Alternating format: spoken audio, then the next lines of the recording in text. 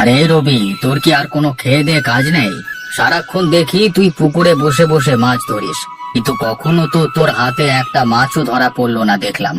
বলি কি, সারাদিন তুই এই পুকুর পাড়ে বসে করিসটা কি? দেখো না মদন কাকা, আমি তো সারাক্ষণ পুকুর পাড়ে বড়শি ফেলে বসে থাকি, কিন্তু কখনো তো একটা মাছও ধরা পড়ে না। এমনকি একটা চুনোপুঁটিও ধরতে পারি না। মাছ যদি তোর বড়শিতে ধরা না পড়ে, তাহলে তুই পুকুর পাড়ে কেন বসে থাকিস বলতো? অন্য কোনো একটা কাজ খুঁজলেই তো পারিস। তোকে তো আর এভাবে বসে বসে খাওয়াতে পারি না। তোর বাবা মা মারা যাওয়ার পর থেকে আমি তোকে খাইয়ে দাইয়ে মানুষ করেছি, যাতে বুড়ো বয়সে আমাকে একটু খাওয়াতে পারিস। আর তুই কিনা কোনো একটা কাজ না খুঁজে সারাক্ষণ এই পুকুর পাড়ে পড়ে থাকিস। আমি তো চেষ্টা করছি মদন কাকা, কিন্তু ব্যাটে বলে তো মিলছে না। তোর চেষ্টায় গুড়বালি, যত সব। কথা বললে কথা শুনিস না কেন? হ্যাঁ, থাক তুই, দেখি কোন মাছটা তুই ধরতে পারিস।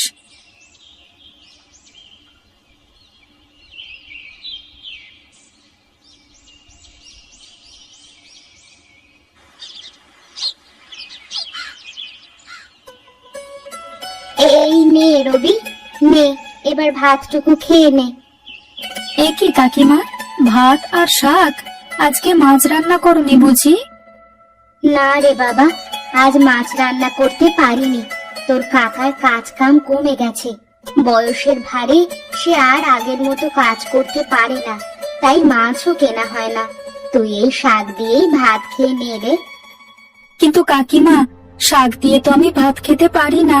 আমার মুখে যে শাক ভাত একদমই ভালো লাগে না। কি আর করবি বাবা, খেয়ে নে, এখন কোনো মতে খেয়ে নে। কাল দেখি কিছু টাকা জোগাড় করতে পারলে তোকে মাছ এনে খাওয়াবো।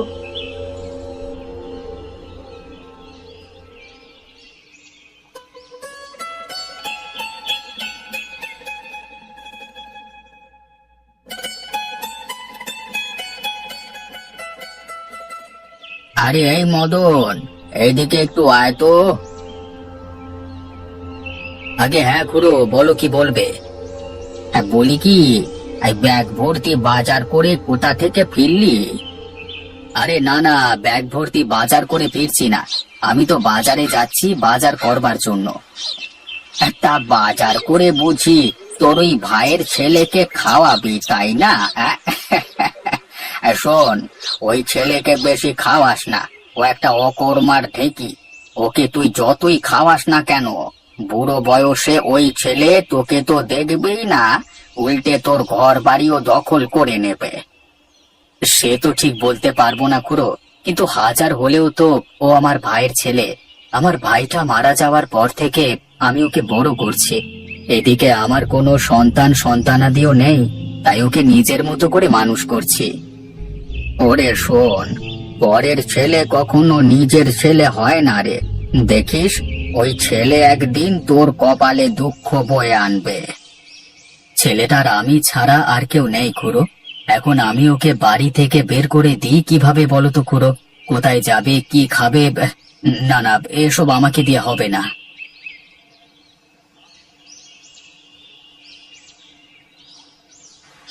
বনের মধ্যে তো প্রবেশ করলাম, এখন তাড়াতাড়ি চল, আবার বাড়িতে ফিরতে দেরি হয়ে যাবে।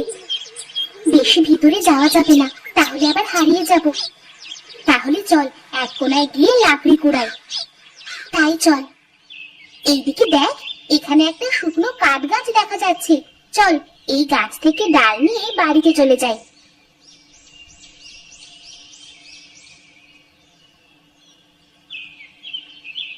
গাছটা নিচু হওয়াতে সহজেই ডাল ভাঙা যাচ্ছে।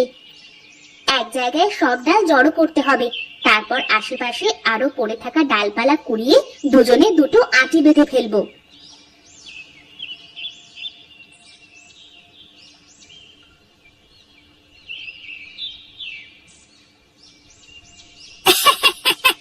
এই দেখ রবি, আরো একটা মাছ ধরে ফেললাম। আর তুই কিনা সেই সকাল থেকে বসে আছিস, কিন্তু একটা মাছের পোনাও ধরতে পারলি না। কি আর করবো বল নিতাই, সেই কখন থেকে তো বড়শি ফেলে রেখেছি, কিন্তু মাছের মটাও তো দেখছি না। তুই মাছের মটাও দেখছিস না? আর এদিকে দেখ, আমি মাছের 6টা থেকে কয়েক ডজন মাছ ধরে ফেলেছি।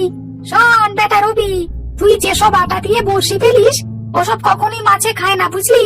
এই দেখ, আমার মতো কিছু কেঁচো দিয়ে যদি বড়শি ফেলতে পারিস তাহলে দেখবি টানে টানে মাছ ধরবে। না না, আমি কেঁচো দিয়ে মাছ ধরবো না নিতাই। আমার যে কেঁচো ধরতে ঘৃণা লাগে।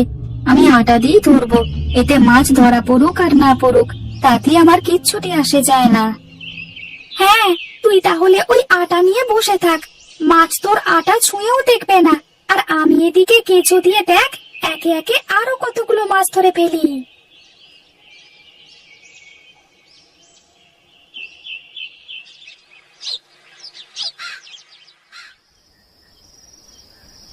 গিন্নি, আমি যা ভাবছি তুমিও কি তাই ভাবছো?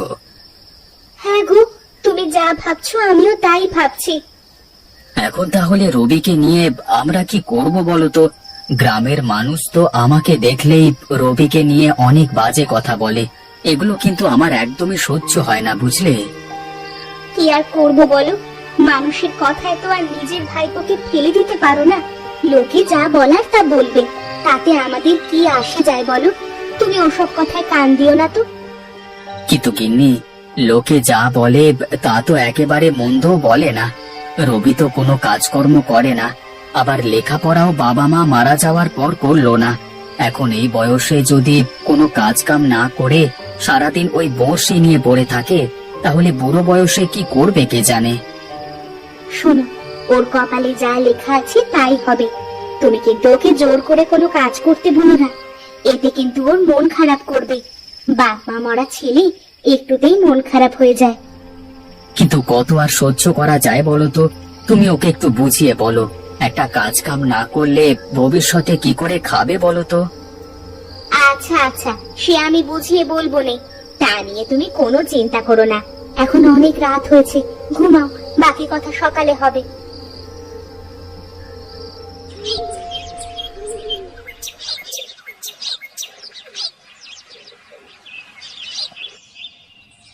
আরে ও কাকিমা, কোথায় তুমি? আমার যে খুব খিদে পেয়েছে। তোমরা তো দেখি এখনো ঘুম থেকেই ওঠোনি। বাবা রবি, আজ আমাদের শরীরটা ভালো ঠেকছে না রে। আজ সকালে রান্না করতে পারিনি, তুই দুটো চিড়ে মুড়ি খেয়ে নে বাবা। আরে এ কি, তোমাদের তো জ্বর এসেছে। তোমরা তো জ্বরের জন্য বিছানা থেকে উঠতে পারছো না। দাঁড়াও, আমি তোমাদের জন্য এখনই ডাক্তার মশাইকে ডেকে নিয়ে আসছি।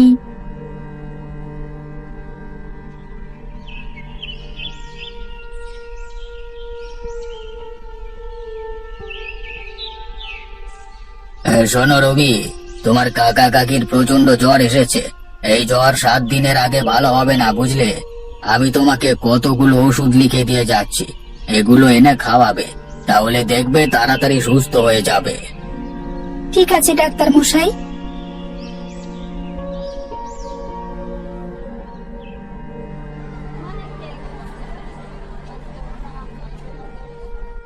এই যে, এই কাগজে ওষুধগুলোর নাম লেখা আছে। সবগুলো ওষুধ আমাকে দিয়ে দিন, আর এই নিন টাকা। শোনো, এই সবগুলো ওষুধের দাম তো আরো অনেক বেশি। এই টাকায় তুমি মাত্র 2 দিনের ওষুধ পাবে, এর থেকে বেশি পাবে না। কি বলছেন কি? মাত্র 2 দিনের ওষুধ? আচ্ছা ঠিক আছে, বাকি টাকা আমি পরে জোগাড় করে নিয়ে আসবো। আপনি 2 দিনের ওষুধই দিন। এই নাও তোমার ওষুধ, আর এই যে 10 টাকা ফিরেছে। ঠিক আছে।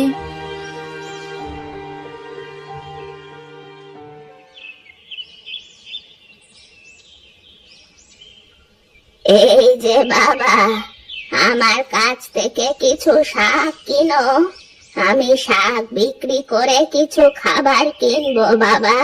নাও না আমার শাক। আমার কাছে তো মাত্র 10 টাকা আছে। আপনি কি আমাকে 10 টাকায় শাক দিতে পারবেন? হ্যাঁ হ্যাঁ পারবো, এই নাও শাক, আমাকে তুমি 10 টাকাই দাও বাবা। কিন্তু বুড়িমা, এই শাক দিয়ে আমি কি করব? আমার কাকিমা তো অসুস্থ, সে তো শাক রান্নাও করতে পারবে না, আর আমিও রান্না করে খেতে পারবো না, কারণ আমি তো সারাক্ষণ মাছ ধরবো। সমস্যা নেই বাবা, এই শাক দিয়ে তুমি মাছও ধরতে পারবে। শাক দিয়ে মাছ ধরবো? হ্যাঁ বাবা, তুমি এই শাক দিয়ে মাছও ধরতে পারবে। বিশ্বাস না হলে ধরে দেখো। ঠিক আছে, আমি ধরে দেখবো।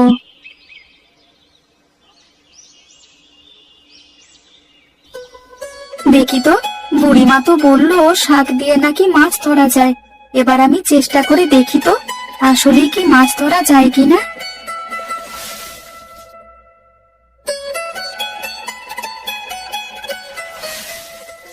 আরে বাহ, বুড়িমা তো ঠিক কথাই বলেছে।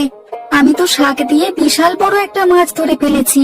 আমি সারা জীবন আটা দিয়ে মাছ ধরবার চেষ্টা করেছি, কিন্তু কখনো মাছ ধরতে পারিনি। আর আজকে কিনা আমি শাক দিয়ে একটা বিশাল বড় মাছ ধরলাম। হ্যাঁ, এই যে আমার বিশ্বাসই হচ্ছে না।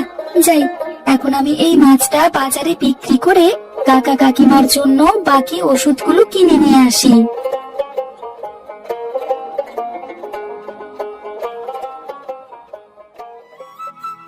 বুঝলে গিন্নি, আজকে যদি গ্রামবাসীর কথায় রবিকে ছেড়ে দিতাম, তাহলে আজ আমরা এতক্ষণে অসুখে মরে যেতাম।